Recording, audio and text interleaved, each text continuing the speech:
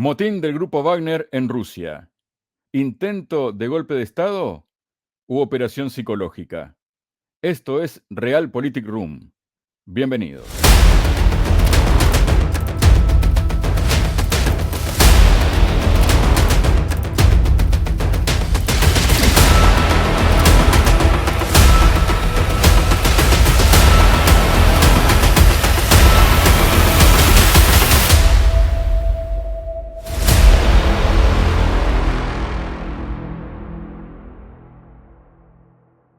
Hola, bienvenidos a otro episodio de Realpolitik Room y tal como anticipábamos en la presentación del programa, vamos a hablar sobre el motín que tuvo lugar días pasados en Rusia y para ello estoy junto al director del Instituto Español de Geopolítica, Juan Aguilar. Juan, bienvenido a Realpolitik Room, ¿cómo estás? Muy buenas, pues muy bien, encantado de estar aquí. Muchísimas gracias, Juan. Bueno, motín de Grupo Wagner que ha dado para muchísimas cosas, sobre todo en la prensa occidental y en los políticos y demás, ¿no? Se ha hablado de intento de golpe de Estado, pero también se ha deslizado por ahí en redes sociales posible operación psicológica. ¿Por dónde podemos empezar para intentar buscarle una explicación que todavía tal vez no sea del todo clara, ¿no, Juan? No puede serlo del todo clara, evidentemente, porque para eso tendríamos que tener todos los datos, todas las informaciones, o sea, tendríamos que tener información fehaciente, contrastable y demás, y por tanto, a ver, hay que entender que en cualquier situación de estas hay muchas cosas que quedan ocultas, que quedan porque intervienen servicios de inteligencia, porque intervienen conversaciones políticas por debajo de la mesa, digamos, ocultas. Entonces, es muy difícil intentar sacar en pocos días, como vamos, una semana, ¿no? Sacar ya conclusiones que podamos dar como absolutamente ciertas, ¿no? Eso, por poner un ejemplo, todavía hay dudas, y más que dudas, oficialmente, sobre todo lo que ocurrió en el golpe de Estado del 23 de febrero en España, en el año 81. Y han pasado ya más de 40 años, ¿no? Entonces, pues, la verdad completa de todo lo que ocurrió en las jornadas del pasado fin de semana con la rebelión, revuelta o asonada de Prigozhin y su Wagner, pues seguramente se irá conociendo con el tiempo y de una forma más calmada. Entonces, con los datos que se tienen, ¿qué se puede decir? ¿Se pueden afirmar algunas cosas? Sí, claro que se pueden afirmar, porque están reconocidas por las partes y hay información suficiente, ¿no? Por ejemplo, se puede afirmar que fue una asonada militar, una especie de rebelión. Sí. Es decir, ¿por qué? Porque si tú en una situación de zona de operaciones militares, sea por la razón que sea, abandonas tus posiciones de despliegue o vas y tomas posiciones en tu retaguardia que nadie te ha ordenado o amenazas de alguna forma a alguna autoridad con el uso de la fuerza, pues estás lógicamente en una postura sediciosa, en una postura rebelde. Eso lo sabemos. Vale, ha ocurrido, por lo tanto hay que partir de ahí. Estamos ante una asonada. ¿Por qué digo asonada? No es un golpe militar.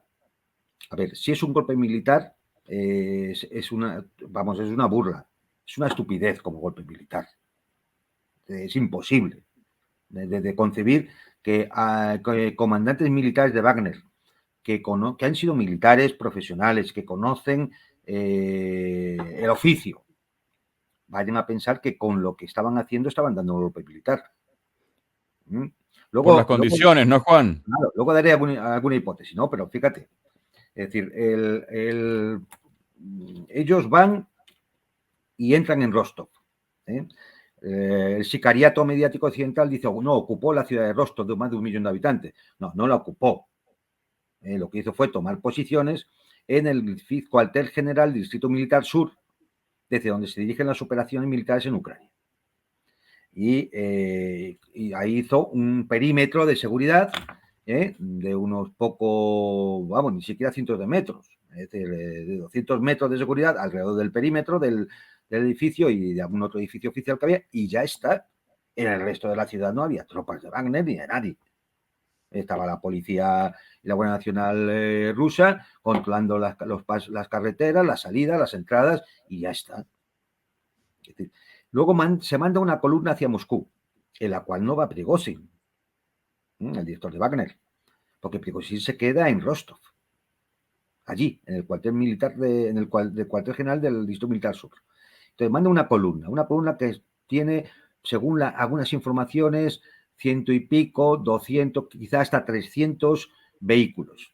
Bien, 300 vehículos, alguien puede parecerle mucho, pero no eran 300 tanques. Eran unos pocos tanques que se llevaban en camiones góndola, y el resto eran vehículos de transporte. Camiones, y por una razón muy sencilla, porque esa columna, que no llevaba más de 7 o 8 mil personas, 7 o 8 mil combatientes, esa columna tenía que hacer 1.200 kilómetros aproximadamente. 1.200 kilómetros, una columna de 200, 300 vehículos, tiene que parar a repostar horas. Y a expensas, además, en todo Claro, caso, de la aviación, ¿no? de la aviación o de cualquier ataque, si se hubiera ordenado de que todo, ¿no? Entonces, es decir, como desde el punto de vista militar, mira, yo creo que bastante hicieron que llegaron a 300 kilómetros de Moscú y ahí se pararon, bastante hicieron, ¿Se porque puede decir que los dejaron pasar, Juan? absolutamente, absolutamente. Es decir, vamos a ver, si yo hubiera tenido que detener esas columnas, efectivamente se hubiera mandado aviación. No lo que se mandó, que podemos hablar de eso, porque lo que mandó eran helicópteros de control de aire y comunicaciones y un avión de control aéreo. Solo hubo un avión de ataque. Solo hubo un avión de ataque. Que nunca no ha quedado claro hasta ahora quién ordenó a ese helicóptero K-52, a atacar la columna. Porque alguien tuvo que dar la orden. No sabemos quién dio esa orden. Y ese helicóptero fue derribado, porque claro, los de Wagner se sintieron amenazados y empezaron a disparar contra todo lo que volaba. Y contra todo lo que volaba, claro, derribaron otros 3 helicópteros que eran realmente de comunicaciones, de control electrónico, y derribaron aquel avión que era de control aéreo. Es decir, pero eso no podía hacerles daño. Lo que pasa es que ellos ya empezaron a disparar todo lo que se movía en el cielo, porque pensaban, en función de ese ataque de un helicóptero K-52, pensaban que les iban a atacar. Y efectivamente, una de las dudas, las preguntas que hay que hacerse es quién ordenó a ese helicóptero atacar. La columna se la dejó pasar, claramente. Si no, hubiera bastado con el bloqueo de las gasolineras en el camino y de atacar los camiones que llevaban el combustible para que la columna no hubiera llegado nunca. Pero no hubiera llegado porque no hubiera tenido gasolina para llegar. Es que es así de sencillo. Es una cuestión de sentido común. Además está el origen de todo esto, un presunto ataque al que arguyó Prigozhin, Yevgeny Claro. Prigozhin, que además inmediatamente se organizó todo esto. Es como que los tiempos eran todo muy rápido, como daba la impresión de que muy organizado con anterioridad, Ya ¿no? sabes que sí, la espoleta por la que se inicia esto es porque presumiblemente Prigozhin acusa de que las fuerzas rusas habían atacado un campamento de Wagner y que habían dejado decenas de muertos, etc. Bueno, cualquiera que ha visto el famoso vídeo, ahí ni aparecen muertos ni parece precisamente que aquello haya sido un ataque con la bomba que se le están tirando a las tropas ucranianas y de la OTAN en Ucrania. Vamos, no tiene nada que ver. Si tal ataque ocurrió, queda la pregunta siguiente, es ¿quién ordenó tal ataque? ¿De dónde salió esa orden? Lo más probable es que tal ataque no ocurriera nunca. Fue una escenificación para tener la excusa de lanzar la operación. Porque además hay un dato que es fantástico, es decir, cuando se miran los metadatos tanto de la publicación del vídeo como del mensaje de Prigozhin diciendo que vamos a ir hasta Moscú, la marcha por la justicia, resulta que están grabados al mismo tiempo, aunque se publican con una diferencia de 15 minutos. Es decir, se planifica la publicación a distinta hora, pero la grabación está hecho al mismo tiempo. Entonces, claro, ¿qué pasa? Que, es decir, tú tú recibes un ataque y ya estás grabando, es decir, ya estaba preparado. Tu respuesta ya estaba preparada con el ataque. Luego ya sabías que se iba a producir el ataque. Luego aquí había un plan anterior. Eso no se le escapa a nadie. Y entonces entramos en la parte mollar del asunto, ¿no? Es decir, aquí había un plan por el cual Prigozhin, como cabecilla o portavoz de Wagner, monta una escenificación, una excusa y demás para iniciar lo que inició ese día. Y aquí tenemos tres hipótesis. ¿Qué hizo a Prigozhin iniciar esa asonada, Marcha de la justicia, ese que le dijo él. pronunciamiento? Porque claro, no se le puede llamar golpe de Estado. Es más, él mismo lo ha reconocido en alocuciones posteriores de que él no tenía intención de dar un golpe de Estado y mucho menos quitar a Putin, que él lo que quería era llegar al Ministerio de Defensa y encararse con Shoigu, sus manías, ¿vale? Claro, entonces aquí llegan las tres hipótesis, ¿no? Entre las muchas que ha habido estos días. Una, Prigozhin ha perdido la cabeza. Esta es posible. Es decir, oye, una persona que empezó vendiendo hamburguesas, que consigue contratos con el Ministerio de Defensa para el catering de las unidades militares, etcétera, etcétera, y que va haciéndose cada vez más rico. Tenía dos empresas de tema de hackers y demás en San Petersburgo, aquellos famosos semilleros de hackers rusos que había en San Petersburgo, etcétera, etcétera. Vamos, él con los años ha ido haciendo un fortunón. Prigozhin es un oligarca, hay que entenderlo así. Prigozhin es un oligarca. Y un oligarca que además empezó a tener la sensación de que tenía más poder del que realmente tenía, de que él era intocable, de que él era impune. ¿Por qué? Pues porque efectivamente Wagner se había convertido en lo que se había convertido, en un cuerpo de ejército, que además ha tenido desde el punto de vista militar, una actuación irreprochable, con gran cantidad de bajas, sí, pero como tropa de asalto y choque, pues ha estado en zonas muy, muy calientes, no solo ahora en la guerra en Ucrania, sino en Oriente Medio y en En África. África. Claro, es decir, entonces estamos hablando de alguien que efectivamente, oye, pues es una herramienta muy importante para el Ministerio de Defensa de Rusia. Claro, entonces él en un momento determinado ha podido pensar que él ya tenía mucho más poder del que realmente en la práctica tenía, ¿no? Y esto le ha podido llevar a perder la cabeza cuando el Ministerio de Defensa decide que todas las compañías privadas militares tienen que someterse a su celebrar contratos, firmar esos contratos y someterse a las instrucciones del cuartel general. Del Ministerio de Defensa, ¿no? El Ministerio de Defensa. Y ahí es donde Prigozhin entiende que eso significa, en el fondo, el fin de Wagner. El fin del negocio. Como él lo entiende, como un negocio. Como un negocio. No porque Wagner deje de existir. Es decir, Wagner está ahí. Lo pueden cambiar de nombre si quieren, ¿verdad? Pero los combatientes están ahí. Y de hecho, pues posiblemente a lo mejor ahora en Bielorrusia pues vayan a desarrollar su actividad, ¿no? Es decir, bueno, pues y entonces lo cierto es que cuando el 1 de julio finaliza el plazo que ha dado el Ministerio de Defensa en función de un decreto ley de que todas las compañías militares privadas se tienen que someter al Ministerio de Defensa y firmar contratos y acabar con la opacidad que existía, porque aquí se han movido miles de millones, pues entonces Prigozhin entiende que Wagner deja de existir tal como lo entiende. No solamente ya solo como negocio también, sino también como capacidad de influencia política. Porque en algunos cenáculos también se ha comentado incluso de sus posibles intenciones de incluso presentarse a las elecciones presidenciales en 2024. Es decir, Prigozhin entendía que él iba lanzado, que él era, vamos, lo había demostrado, él era mucho más inteligente y demás que todo el Estado Mayor ruso, que son unos inútiles, Shoigu es un inútil, el otro es otro inútil, y que él era el que debía llevar la dirección de las operaciones militares. Este es el tema. Eso puede ser racional, pero evidentemente puede denotar una situación mental, un estado de enajenación en el personaje.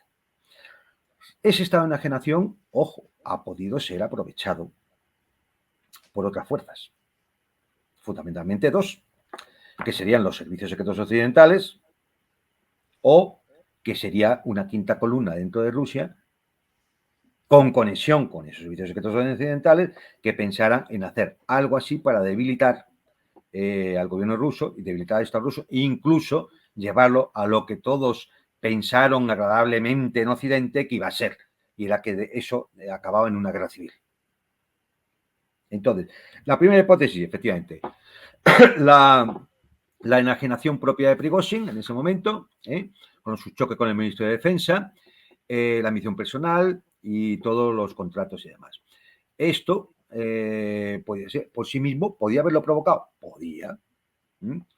Es cierto que muchos comandantes militares de Wagner no le siguieron. De todas las unidades de Wagner, al final la columna iba en 7.000, no iba, 7.000-8.000, no iba Prigozhin entre ellos. Pero bueno, lo podía haber lanzado él. Parece raro, porque indica un cierto grado de preparación y planeamiento, ¿vale? Luego ha habido, además, una confesión de parte del Departamento de Estado norteamericano, que tampoco le puede dar mucha credibilidad, pero bueno, puede que sí la tuviera, ¿no? Era que ellos ya conocían desde hacía semanas los planes de Prigozhin. Lo que puedo decir es que si lo conocía, si eso es verdad y lo conocía el Departamento de Estado norteamericano, también lo conocía el Servicio de Inteligencia ruso. Y entonces vienen las otras dos hipótesis. Segunda hipótesis, que efectivamente, sabiendo que Prigozhin está descontento, le hubieran captado o intentado captar o tener conocimiento de lo que iba a hacer y eso ser aprovechado por los servicios secretos occidentales para montar la campañita que montaron el fin de semana de que poco menos que Rusia se hundía ya, ¿eh? Que ya acababa de tener una guerra civil y que bueno, que Putin había huido a San Petersburgo y que las tropas de Wagner estaban a 80 kilómetros de Moscú, etcétera, etcétera. Bien, eso es una segunda hipótesis, claro, que además podía haber contado con la quinta columna de dentro, es decir, para que en el momento que llegara a Moscú o se acercara a Moscú, se dieran los acontecimientos que se tuvieran que dar para que ayudar a que esa asonada acabara no ganando, sino acabará mal, acabará en enfrentamiento, entrenamiento de sangre, en caos y poder ya la campaña completa a nivel mundial de que Rusia estaba ya en una guerra civil, que incluso había temor por quién estaría controlando las armas nucleares, que podían caer en manos de los mercenarios, en fin, lo que ya te puedes imaginar la campañita que se hubiera montado. La tercera hipótesis, sencilla, que esto también lo conociera de antemano el Servicio de Inteligencia ruso, que es muy probable. Y ahora te daré una serie de indicios, ¿no? Y por lo tanto, lo que se hizo fue prepararse para ese acontecimiento. Esto se puede, si eso es así, se podría haber abortado antes de que comenzara. Pero si lo abortas antes de comenzar, como mucho, detienes a Prigozhin y a dos de sus comandantes y poco más. La cosa se hubiera quedado ahí. Ni nos hubiéramos enterado. Pero todo el entramado hubiera quedado vivo para una siguiente asonada. Quizá más La quinta fuerte. columna, ¿no? Claro. Entonces, ha sido muy. Si eso es así, si esta hipótesis es la real, entonces la forma de llevarse todo el tema ha sido muy inteligente por parte del servicio secreto ruso. Bien, ¿hay indicios de que esto haya podido ser así? Una gran maquirosca, como dicen algunos. Hay indicios, hay algunos. Por ejemplo, yo no lo he podido confirmar, pero me ha llegado por fuentes que el mensaje de Putin que se emitió el sábado cuando comenzó esto, ese mensaje estaba grabado el día 21 de junio. Si eso es así, indica que el Kremlin conocía perfectamente los planes que iban a suceder. También hay que decir que el viernes se inició una operación antiterrorista en Moscú, en la cual se desmontaron varias células terroristas que oficialmente eran ucranianas o pro-ucranianas, pero que perfectamente podrían haber sido las células que tendrían que haber creado un caos en Moscú con atentados sangrientos, y en ese caos, con las tropas de Wagner a 80 kilómetros o a 100 kilómetros, decir que entren y pongan orden. Estamos hablando, para situarnos, Juan, que Putin habría grabado este mensaje el miércoles 21 de junio y esto comenzó el viernes 23 y el mensaje de Putin se difunde el El sábado. sábado 24, 3 días más Eso, tarde. exactamente. Pero ese viernes 22, ya digo, hay esa operación antiterrorista. Viernes 23. Perdón, 23. Esa operación, bueno, la operación antiterrorista comienza el día 22. ¿Vale? Esto es un indicio de que efectivamente el FSB sabía perfectamente de los acontecimientos que se venían. El viernes 23 es el día que más salida de efectivo ha habido en los bancos en Moscú, desde el comienzo de la operación militar en Ucrania. Es decir, de alguna forma sabían que iban a haber unos acontecimientos, que la gente se iba a asustar y iba a ir a sacar dinero al banco. Y para no crear pánico bancario ni económico, ni que se encontraran las puertas del banco cerradas porque no hay dinero, se distribuyó el efectivo en los bancos. Eso es otro indicio de que sabían perfectamente lo que se venía. Más cosas. Por ejemplo, se dejó el desarrollar los acontecimientos, efectivamente. Se deja avanzar la columna.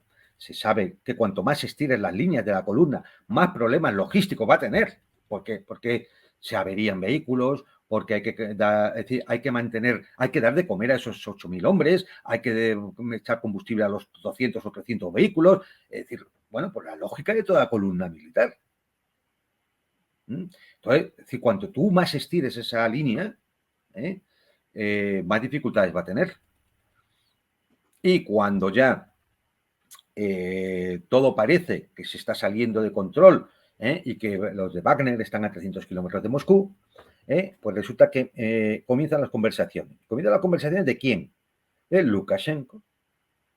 ¿Con quién? Con Prigozhin y con el Kremlin.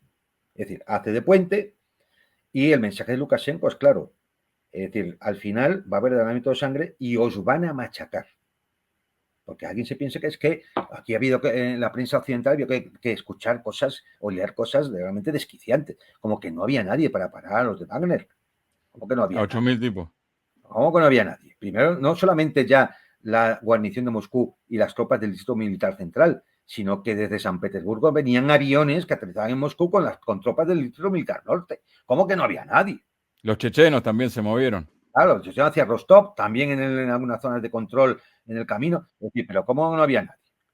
Otra cosa es que efectivamente hubiera sido una carnicería. Vale, eso sí, lo podemos entender. Pero que no había nadie para detenerles. Y la aviación entera. Precisamente con que hubieran puesto a bombardear la columna. Si la columna iba por la autopista M4. Es decir, no estamos, lo hemos visto en las imágenes, cómo sorteaban camiones cruzados y cosas por el estilo. No, es decir, y aquí había que escuchar, no, han ocupado a Voronezh, se dice en Alipex. Bueno, han ocupado, no, han pasado por allí porque iban para Moscú. No han ocupado De nada. camino. No han ocupado nada, ninguna unidad militar, ninguna comisaría de policía. Iban zumbando hacia Moscú de camino. Con lo cual, Lukashenko manda el mensaje del Kremlin y los comandantes de Wagner hacen una cosa que parece claramente, porque la reconoce Prigozhin, y es que un grupo de reconocimiento, es decir, se acercan más hacia Moscú y ya se dan cuenta de que va a haber una carnicería, de que los están esperando, aquello va a ser imposible. Y Juan, entonces, esto siempre de acuerdo, digamos, a declaraciones oficiales que dio Lukashenko, ¿no? El presidente de Bielorrusia. sí, bueno, y de lo que posteriormente comentan Putin y comenta el propio Prigozhin. Incluso algunos de los soldados de Wagner, de los comandantes de Wagner, que reconocen que les habían llevado engañados porque pensaban que los iban a distribuir en la zona de Belgorod o cosas por el estilo, y que luego, claro, te dicen, no, nosotros no estábamos de acuerdo, nosotros estamos con el presidente Putin. Pero bueno, es decir, las cosas son así. Es decir, luego, fijaros que durante horas casi no hay noticias de por qué no se toma la dirección central de Wagner en San Petersburgo. Es decir, se registró unas oficinas adyacentes muchas horas después, donde se encuentran los famosos 50 millones de dólares allí, en cajas, que no sabemos, claro, la duda es eso, ¿quién lo ha pagado? Porque, hombre, no creo que el Ministerio de Defensa se dedique a mandar cajas de dinero, pagará por transferencia bancaria a partners, vamos, digo yo. Es que estas cosas a veces parecen absurdas, pero nos indican mucho, ¿no? Es decir, de qué es lo que hay por medio, ¿no? Además, otro aspecto muy importante. Casi inmediatamente que comienzan las acciones de Prigozhin, empiezan a salir en las redes mensajes no grabados, no solo de Surovikin o de Tenekhaliev, no, de combatientes en la línea de combate en el frente que se juntan con una bandera y se filman un mensaje de apoyo a Putin. Eso no se hace. Tú estás en una zona de combate y eso no lo pueden hacer unos combatientes así porque sí, porque les dé la gana. Tienen que solicitar el permiso, que los oficiales comuniquen, que el permiso llegue, es decir, que se retienen de su posición para hacer la grabación. Hombre, esto parece que está todo previamente grabado y planificado. Claro, no es absurdo. Es decir, por lo tanto, es igual que cuando a las pocas horas, algunos con conocimiento previo y otros no, imagino, pues lo cierto es que todos los estamentos y toda la sociedad civil rusa se puso al lado del presidente, desde los partidos de la Duma, incluido Ziugánov y su Partido Comunista, las confesiones religiosas, los intelectuales, es decir, prácticamente, es decir, ¿quién se puso al lado de Prigozhin? Nadie. Lo que sí hubo es gente que estuvo en silencio. Y ese silencio es muy sospechoso. Son los que estaban en silencio por dos razones. O porque realmente esperaban el golpe de Estado, o porque realmente por cobardía no sabían qué iba a ocurrir. Y entonces el típico aprovechado, que lo ha habido en todos estos acontecimientos históricos siempre, es decir, bueno, yo al final con quien gane. Porque esto también podría servir un poco, según se ha difundido por ahí, de una suerte de medida, de medir, digamos, ¿no? Que tendría Putin, quién está realmente con él y quién Claro, está, claro. quién es una Toda quinta columna, digamos, ¿no? Claro, toda la intención. Es decir, si el servicio de inteligencia ruso tenía conocimiento previo de lo que iba a pasar, que yo creo que sí, por todos estos indicios que te he dado.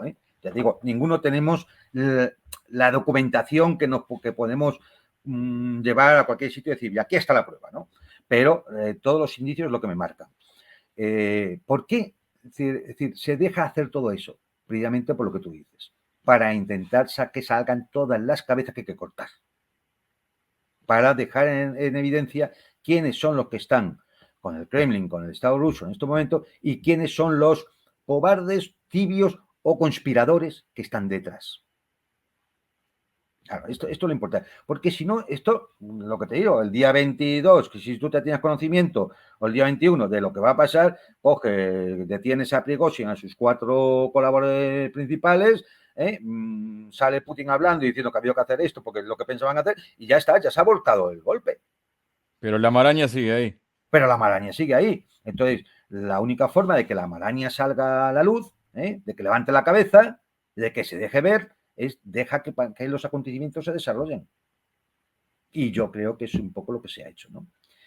Entonces, bueno, todo esto, lógicamente, en las próximas semanas y meses iremos viendo qué es lo que había de verdad y los resultados que ha tenido, claro, porque esto va a tener sus consecuencias, lógicamente. Y yo creo que un poco con esto se resume los hechos, ¿no? Los hechos objetivos ocurridos en esas horas, porque no fueron ni 24 horas. Luego está, bueno, pues hay muchas cosas colaterales que se pueden comentar, ¿no? El papel de Lukashenko ha sido importante, lo cual ha reforzado todavía el Estado de la Unión. Rusia y Bielorrusia, fíjate que recientemente se había firmado ya el acuerdo de militar entre los dos países, es decir, prácticamente es un único ejército ya. Y entonces, bueno, pues esto implica un avance. Otro detalle, por ejemplo, de cómo se podía tener controlada la situación es que Rusia no pidió que se pusieran en funcionamiento los mecanismos de la evolución del Tratado de Seguridad Colectiva que se utilizaron para Kazajstán, pero que ahora se pueden utilizar para Rusia, de Bielorrusia, Kazajstán, etcétera, etcétera. O, por ejemplo, en cómo inmediatamente surgieron desde Siria, Irak, Irán, Uganda y otros sitios la disposición a enviar tropas inmediatamente de apoyo a Putin. Sí. Es decir, todo esto son efectos colaterales que te indican muchas cosas, ¿no? A nivel nacional y a nivel internacional.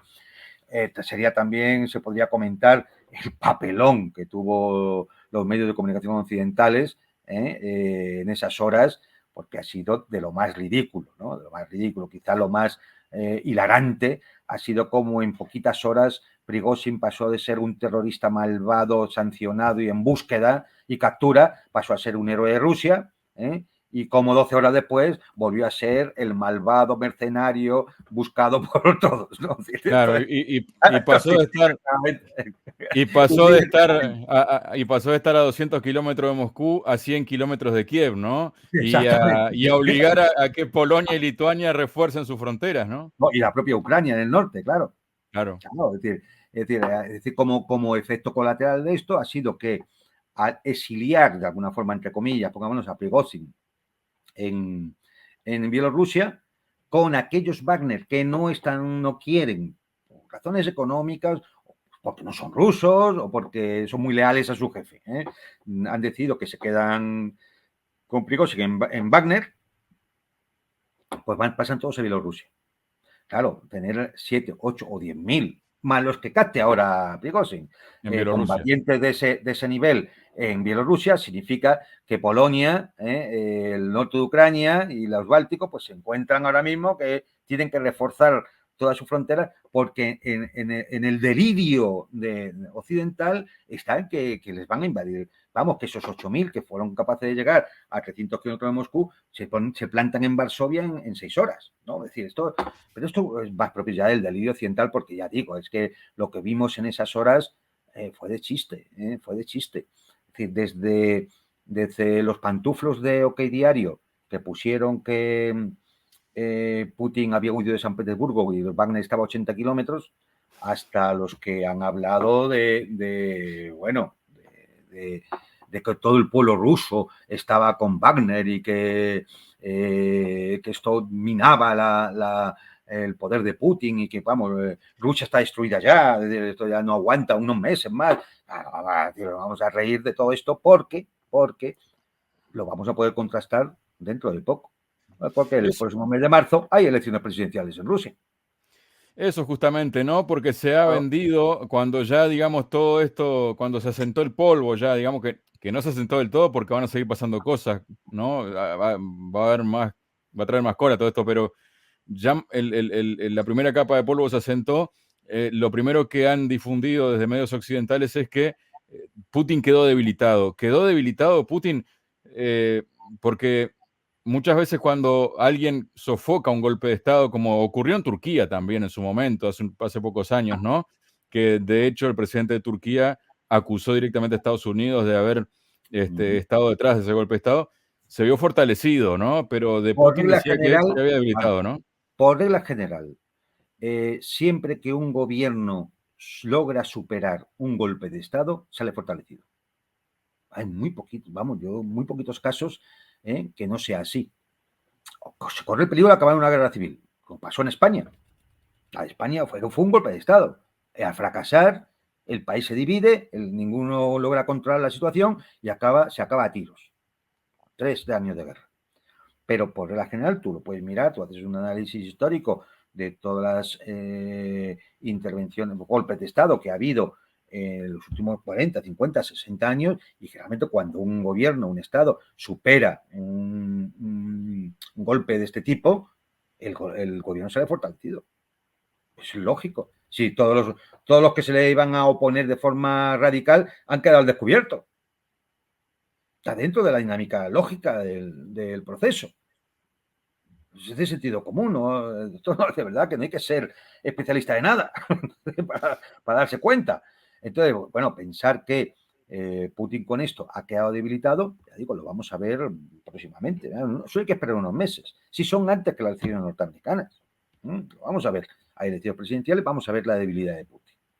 Todo esto, además, en un momento donde el tema de la economía no acompañaba para el golpe de Estado, porque es que ha sido el único país de Europa, Rusia, en el que han bajado los precios de los alimentos. Claro, es que, es decir, si nos ponemos a dar datos, y además se expresaron claramente en el Foro Económico de San Petersburgo, que se celebró justamente una semana antes de los acontecimientos estos, pues vemos que, vamos, la fortaleza de la economía es muy loable. Es decir, por lo cual no acompañaban, esas cosas no acompañaban. Cuando además empieza a haber un discurso de construcción nacional importante, que Putin denominó ahí en el Foro Económico de San Petersburgo, denominó economía soberana, que es impulso de las fuerzas productivas y más planificación estratégica. Claro, esto a quién no conviene. No conviene porque la planificación estratégica implica que te dicen lo que tienes que hacer. Y que además tiene que ser en producción real, no en especulación financiera. ¿A quién no combina? A los oligarcas de siempre, a los que se llevaron el dinero y se lo han estado llevando. Y que ahora, claro, no se lo pueden llevar. ¿Y qué hacen? Pues tendrán que hacer lo que determine el Kremlin y si no van a tener problemas. Con lo cual, no acompañaba la situación social porque la cohesión de la sociedad rusa es bastante alta. No acompañaba la economía porque la economía está estabilizada. No acompañaba el tema militar sobre el terreno, porque después de 21 días de ofensiva ucraniana y de la OTAN es un desastre sin paliativo, ya reconocido por la propia prensa norteamericana. Otra cosa es la prensa europea, que eso es el tebeo, ¿no? Es decir, no tiene la más mínima importancia y no merece mayor consideración. Es decir, pero ni tampoco vamos a hablar de la prensa asiática, que podríamos decir que es más proclive a Rusia. La prensa norteamericana lo tiene reconocido. Es decir, la contraofensiva o la ofensiva, como lo quieran llamar, va mal, muy mal. Con un tercio del material occidental ya destruido, con unas bajas insoportables. Y estamos a 10 días prácticamente, 10, 11 días de la reunión de la OTAN crítica, donde de alguna manera se va a decir un poco el futuro de la guerra en Ucrania por la parte occidental. Con lo cual, hombre, eso tampoco acompañaba para que el golpe de Estado pudiera tener mayor fuerza. Es decir, no acompañaba nada. Con lo cual, en definitiva, de verdad, a día de hoy, y salvo que salga mayor información, esto es un personaje superado por su propio ego, queriéndose un pequeño Napoleón de las estepas, pierde el control y decide que impone por sus narices lo que él quiere, porque además está en peligro su propio negocio. Y entonces, captado o no captado, y utilizado o no utilizado, intoxicado o no intoxicado por servicios secretos occidentales, prepara una operación de este tipo, con que es detectada también por los servicios de inteligencia rusos, que dejan que la operación se lance para poder cortocircuitarlo todo. Ya está. Esta es mi interpretación en estos momentos, ya digo, pendiente de que pudieran salir mayores informaciones y demás, ¿no? Y esto es, de momento, de verdad, es lo que se puede decir con un mínimo de rigor y de coherencia, sobre todo de coherencia, que un relato coherente con lo que ha estado ocurriendo, no lo que cuentan las televisiones y la prensa occidental, de verdad, la europea sobre todo, ¿no? Es que es ridículo. Es decir, si alguien quiere no enterarse de lo que ha pasado, solo tiene que leer la prensa occidental. Y ya entonces tendréis un relato disparatado, propio de mentes calenturientas que ni siquiera analizan las consignas que se les entregan, y están dispuestos a hacer el ridículo permanentemente con tal de obedecer a sus amos. Bueno, pues ya está, pues es lo que hay, pues nada, pues ellos que quieren que pensemos. ¿Que Putin huyó a San Petersburgo? Bueno, pues huyó a San Petersburgo. ¿Que no había nadie para detener a Wagner? Pues no había nadie para detener a Wagner, pues que se crean sus propias tonterías. Si aquí el tema es que los que nos escuchen, que el ciudadano normal intente pensar un poco por sí mismo, intente ser un poco crítico, analizar la situación y y bueno, y la gente que tiene un poco de más conocimiento por su profesión o por lo que sea, sepa hacer un análisis un poco, hombre, un poco más serio. Que no se burlen de nosotros y que no dejen de tomarnos por imbéciles a todos, ¿no? Porque eso es lo que hemos vivido, una imbecilidad permanente. Es decir, sería interminable y este programa duraría horas si nos pudiéramos a repasar las declaraciones de los Pedro Sánchez, los Scholz, de todos estos personajillos de 3 al cuarto, analizando lo que estaba pasando en Rusia. Lo único real que había en todos ellos era el deseo de que aquello acabara en baño de sangre y en guerra civil para destruir a Rusia. Ese es lo único que es cierto. Todos lo deseaban. A ver si se matan entre ellos, era la expresión. El delirio. Esa es la expresión, a ver si se matan entre ellos. Esos son los valores europeos y occidentales. Esa es la máxima expresión de esos valores. Y ya está. También, yo creo que con esto ya hemos dado una visión un poco, una panorámica un poco adecuada, ¿no? De todo lo que ocurrió esos días, en ese fin de semana. sí, también Anthony Blinken, ¿no? El secretario de Estado de Estados Unidos, diciendo que, bueno, como que esto es el principio de algo que va a seguir, ¿no? Con esta sonada, ¿no? Sí, claro, pero el tema es, Es lo que tienen que decir. claro, es decir, es que, ¿qué otra cosa puede decir? No, esto va a seguir, Putin está debilitado, esto, como diciendo, esto se va a repetir, va a haber más golpes de Estado. Porque si no dice eso, ¿qué dice? Se acabó, ¿no? Se acabó. Bueno, pues si esto ha fallado, no sabemos quién va a poder dar un golpe de Estado, pues si no lo puede dar Wagner, que ha llegado a tener 40.000 combatientes bregados en las peores batallas de la guerra, con veteranos de muchas guerras, en Libia, en Siria, en Irak, en África. Si no pueden ya contar con eso, ¿con quién van a contar? ¿Con una unidad de policía en la frontera de Kazajstán? Es que, digo, a ver, si no, ¿quién lo va a dar? ¿Con qué oligarca? ¿Qué oligarca se va a atrever ahora a levantar la cabeza? A ver si va a tropezar en alguna ventana y se cae. ¿Quién? Eso ha sido una derrota completa de las pretensiones occidentales de provocar un golpe o un golpe interno, una guerra civil interna, una división interna dentro de Rusia. ¿Estaba en su agenda? Sí. Incluso los papeles filtrados del Pentágono ya venía alguna indicación. ¿Estaba en su agenda interna? ¿En su agenda? Sí. ¿Estaba en su capacidad? No. Y como no tenían capacidad, puede que si se enteran precisamente de los planes de Prigozhin, intentaran aprovecharlos y pusieran en marcha todo un mecanismo para aprovechar esa circunstancia. Fuera Prigozhin consciente o no, que no lo sé. A lo mejor lo era y efectivamente ha hecho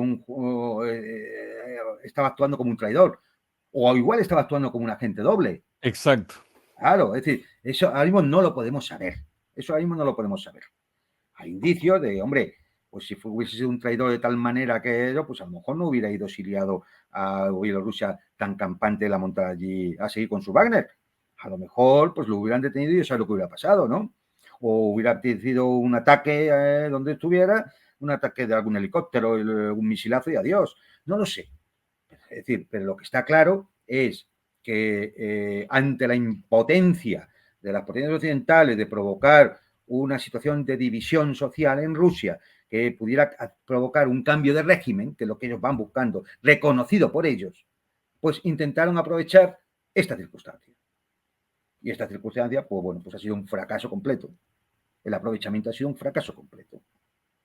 Para Prigozhin también, porque al final, pues oye, quieras que no quede una mancha ahí, él se va a Bielorrusia y me imagino que pues su recorrido ya va a ser menor, porque incluso sus propios comandantes ya no deben verla igual. Hay que tener en cuenta que Prigozhin realmente era el dueño de la empresa y portavoz de Wagner, pero Wagner tiene su propio plana mayor militar, que son los que Estructura. realmente, claro, son los que realmente deciden sobre el terreno de operaciones las cosas que hay que hacer. Claro, Sí, porque Prigozhin no es militar. no es militar, es un cocinero. Claro. Cocinero y es convicto. Pues, ha estado en la cárcel por estafa, por un montón de... El Prigozhin es, pues, Prigozhin es un producto de los 90 en Rusia. Es un producto de la era Yeltsin, que luego ha hecho sus servicios al Estado ruso, se ha enriquecido con ello, en definitiva, como tantos oligarcas. Como tantos oligarcas. Y claro, ya no se dan cuenta de que posiblemente ese tiempo no es que haya pasado, porque todavía no ha pasado del todo, pero cada día que pasa ya no es lo mismo. Por eso muchos se fueron, cuando comenzó la operación militar especial, muchos se fueron de Rusia. Anatoly Chugay, ¿no? Salieron corriendo. Salieron corriendo. ¿Por qué? Porque todos saben que ya no es lo mismo. Ya no se va a poder vender lo mismo. Y entonces, pues bueno, pues o se someten claramente a las leyes y a las directrices del Estado ruso, o mejor que se vayan, efectivamente, porque no van a tener ya las mismas oportunidades. Y Prigozhin pues pensaba que él sí, porque él era el que ganaba batallas y tenía las mejores fuerzas militares en el terreno, ¿no? Y eso yo creo que le ha hecho perder un poco la cabeza y al final se ha visto envuelto en esa vorágine que él mismo ha provocado seguramente y que estaba siendo el tonto útil aprovechado por otro tipo de fuerzas externas, algunas en el extranjero y otras dentro de Rusia, que le han llevado a esta situación. Y yo creo que con esto, mucho más de lo ocurrido no tengo.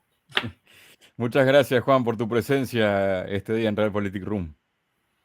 Pues muy bien, ya digo, seguramente sí queda cosas que hablar porque esto seguirá, ¿no? Por ejemplo, la campañita lanzada contra el general Surovikin de que había sido detenido y demás.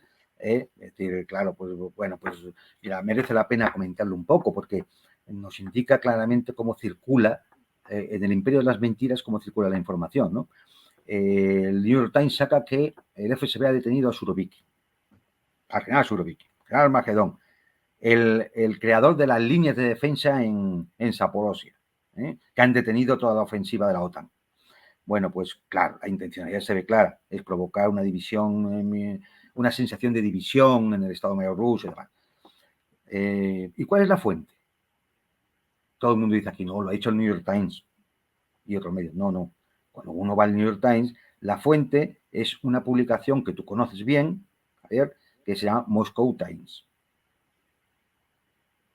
El Moscow Times, lógicamente, para quien no lo sepa, esto es un periodiquillo gratuito, pagado con dinero occidental, en inglés, que se distribuye por Moscú. Y lo digo públicamente porque no me escondo. Yo cada vez que lo he visto en algún hotel, el paquete del Moscow Times, lo he cogido entero y lo he tirado a la basura. Ya, esto es un panfleto que se publica de Occidente allí para, bueno, pues eso, intoxicar, ¿no? Solo te digo, solo tienes que darte cuenta que se publica en inglés, ¿no? El Moscow Times. No el Max Bar, no, el Moscow Times. Y bueno, pues esta es la fuente. Según el Moscow Times, porque se han dicho dos fuentes, por supuesto no identificadas, del Ministerio de Defensa. No sé por qué habéis dicho dos, pues ya habéis dicho seis. Pues, cuando pues, da lo mismo. Es decir, ¿por qué dos? He dicho seis. Claro, otra cosa es que efectivamente por lo menos indicara de dónde podían venir esa fuente. Porque cuando no se dice nada más, se la han podido inventar ese día entre 4 vodkas. Y eso, claro, y eso es lo que coge el New York Times para hacer su reportaje. Y entonces, claro, el New York Times dice, no, yo he cogido la fuente del Moscow Times, que es una fuente rusa. De allí, que según ellos se lo han dicho dos fuentes del Ministerio de Defensa. Bueno, la realidad es que Surovikin sigue en su cuartel general, que no van a decir dónde está, lógicamente, para que no les caiga un misil ucraniano.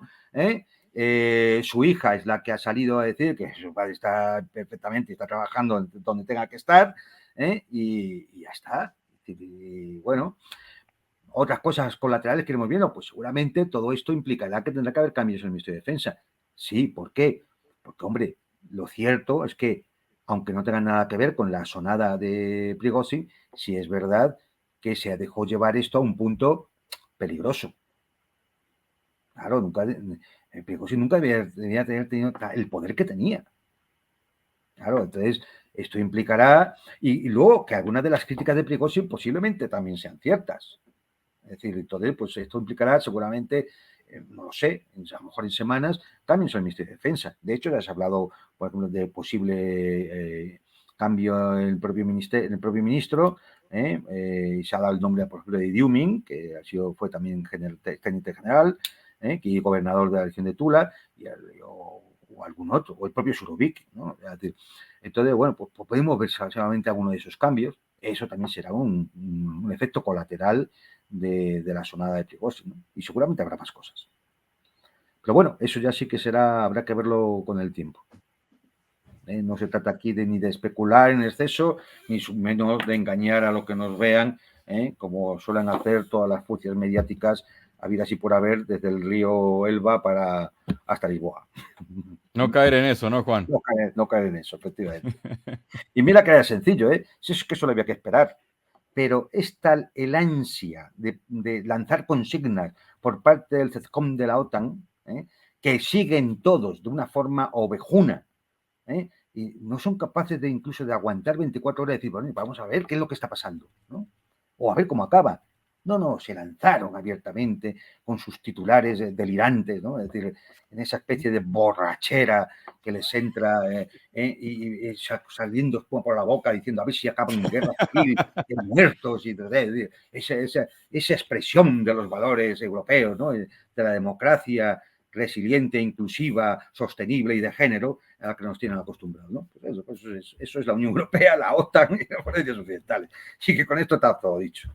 Con lo cual, al que nos vea, a los ciudadanos, decir, a ver, poco de sentido común, de sentido crítico, de calma, de analizar las cosas, de intentar informarse por otras fuentes, no las de siempre, porque las de siempre dan los resultados de siempre.